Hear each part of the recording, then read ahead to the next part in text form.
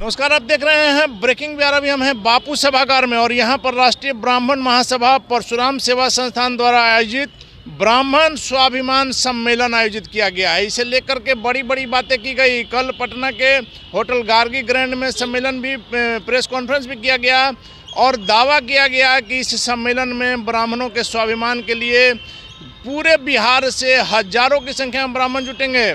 और बापू सभागार की जो क्षमता है, कहा जाता है कि 6000 के आसपास बापू सभागार की क्षमता है और दावा किया गया है इनके राष्ट्रीय संयोजक के द्वारा, प्रदेश अध्यक्ष के द्वारा, कि कल इससे जो बापू सभागार की क्षमता है इससे कई गुना लोग आएंगे और बाहर रोड पर नजर आएंगे, क्योंकि अंदर बैठने की जगह नहीं रहेगी। लेकिन अभी एक करीब बजने को जा रहा है, 12:50 हो गया है और आपको जो हम तस्वीरें दिखा रहे हैं यह बापू सभागार के अंदर की है। ये तस्वीर देखिए कि कितने लोग आए, सारी सीटें खाली है। आगे की अगर कुछ सीटों की आप देख सकते हैं तस्वीरों में, तो आप मान के चल सकते हैं कि 100 के आसपास अभी तक आदमी आए हैं। हालांकि सुबह से ही प्रोग्राम है, 10-11 बजे की बात कही गई थी, 1 बजने को है और करीब करीब 100 लोग आए हैं।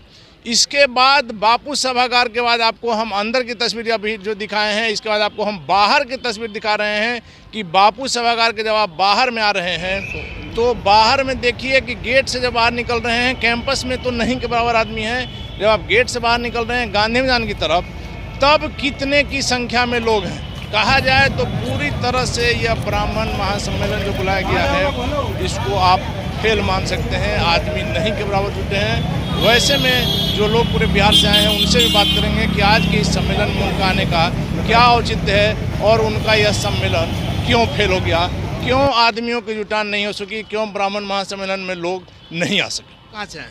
मैं पटना से। पटना से। आज जो ब्राह्मण महासम्मेलन बुलाया गया था, बड़ी बड़ी बातें हो रही थी कि बापू सभागार से कई गुना ज़्यादा लोग बैठेंगे, कई गुना ज़्यादा लोग आएंगे। 100 आदमी भी नहीं है, 1 बजने को है। नहीं, ये तो आपका दावा ठीक नहीं है। क्या तस्वीरें गलत कर रही हैं? 100 की संख्या जो है ये बहुत छोटी संख्या है। 100 संख्या तो आजकल किसी भी सामाजिक समारोह में लेकिन जो हमारे पास जो तस्वीरें हैं सर, तस्वीरें सही बोलेंगी या हम आप सही बोलेंगे? नहीं, मैं तो कुछ देर पहले गया था तो मैं देखा था कि कम से कम वहाँ 500 के आसपास लोग तो थे। चलिए, 500 आदमी का इनका दावा है, लेकिन जो हमने जो तस्वीरें दिखाई है वो तस्वीरें आप देखिए और इनकी बात की सत्यता नापिए। देखिए, सत्यता की बात ये है कि हम लोग एक कार्यकर्ता है और किसी भी कार्यक्रम को जब पहली बार शुरू किया जाता है तो इसी दौर से गुजरना होता है। और आज की जो सभा है इसकी सबसे बड़ी विशेषता है कि कोई बहुत बड़ा चेहरा इसको बुलाने वाला नहीं है। ठीक है कि जो भी इसके आयोजन करता है मैं उनको व्यक्तिगत रूप से जानता हूँ, लेकिन उनकी छवि कोई राज्य स्तर के नेता की नहीं है। वो अपना सामाजिक संगठन चलाते हैं, तो उन्होंने एक प्रयास किया है, तो इस प्रयास को एक साधुवाद हम लोग देने के लिए यहाँ उपस्थित हैं। संजीव मिश्रा और इंजीनियर आशुतोष जी ने मिलकर के कार्यक्रम किया है। इन्होंने कहा कि उनका कोई पॉलिटिकल बैकग्राउंड नहीं है, बिजनेसमैन है, बिहार के विकास के लिए पूर्णिया में खास करके पूर्णिया में काफ़ी उन्होंने काम किया है।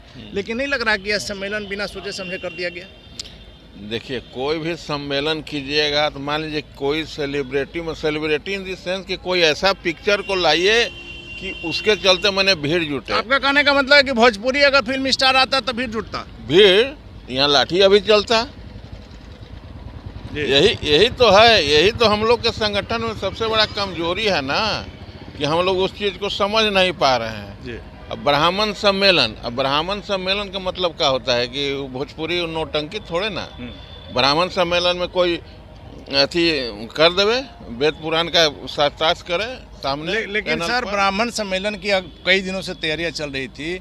अगर सभी जिले से 100-150 आदमी भी आए रहते तो बापू सभागार भर गया रहता। सवाल है कि आप कह रहे हैं कि सभी जिले से एक आदमी को आने में यहाँ 1000 खर्चा है, तो सवाल है कि 1000 रुपया हम क्यों खर्च करेंगे? राजनीतिक कार्यकर्ता लोग क्या करता है, बस भेज देगा, फ्री में खाना का व्यवस्था कर देगा। तो गांव देहात के सब रहते हैं लोग, चल आते हैं कि चलो पटना घूमे चले, भोजन तो माना जाए ना कि संजीव मिश्रा और आशुतोष जी ने आनंद फानंद में बुलाया बिना किसी व्यवस्था के? नहीं, ऐसा नहीं है। मैंने खबर तो सबको हो, जैसे हम लोग को खबर हुआ, हम तो उनको भाई फेस टू फेस कभी मिले भी नहीं, लेकिन हमको सूचना मिल गया था, इसलिए हम पहुंच गए। चलिए इतना इनसे बात संजय चौधरी। हाँ, इन्हीं से हम बात कर लेते हैं। हमको किसी से बात करने में कोई गुरेज नहीं है सर, क्योंकि हम सिर्फ तस्वीर दिखाते हैं, उसी पर बात करते हैं। तस्वीरें बता रही हैं, आंकड़े क्या है, संख्या क्या है। विराट युद्ध में अर्जुन ही काफ़ी था सबको हराने के लिए, याद रखिएगा। ठीक है, आप भी जिस चैनल से आए हैं, सिंगल आए हैं, एक कैमरामैन है, एक पत्रकार हैं आप, और बहुत सारे लोग होंगे आपके साथ। पूरा आपने किस देखा है इंटरव्यू में पूरा ऑफिस उठ करके आता हो? आपने किस ऐसा महासभा में देखा कि पूरा जाति आकर आ गया हो? एक भी बताइए। अभी श्रीमान आप लड़ने के मूड में हैं, हम लड़ने के मूड में नहीं, हम दिखाने के मूड में हैं। नहीं। हम लोग का दिन भर यही काम जवाब है दे रहे हैं, और किसी ने इस तरह की बातें नहीं की है कि कैमरामैन यहाँ सिंगल आदमी आता है, हम तो कैमरामैन लिए हैं, वो ज्यादा है। इसीलिए कहते हैं कि हम लोग विराट युद्ध की तरह काफ़ी हैं। जितना ब्राह्मण आए हैं ना, वो अगर एक संदेश चला जाएगा पूरा बिहार, पूरा देश में, तो काफ़ी है। बहुत संख्या लोकतंत्र में संख्या मायने नहीं रखती है। नहीं रखती है। लोकतंत्र में संख्या मायने रखती है, जातिवादी में मायने नहीं रखती है कि सब लोग इकट्ठा हो। ब्राह्मण सम्मेलन आप अपने घर पर ही बुला लिए रहते हैं। ये भी तो घर ही है, पूरा देश अपना घर है। पूरा देश अपना घर है। मोदी जी का तो यही तो एक बहुत बड़ा स्लोगन हम लोग को अच्छा लगता है, हमें अच्छा लगता है पर्सनली। पूरा देश मेरा है, मैं यहाँ करूँ, अपने घर पे करूँ, दिल्ली में करूँ, कश्मीर में करूँ।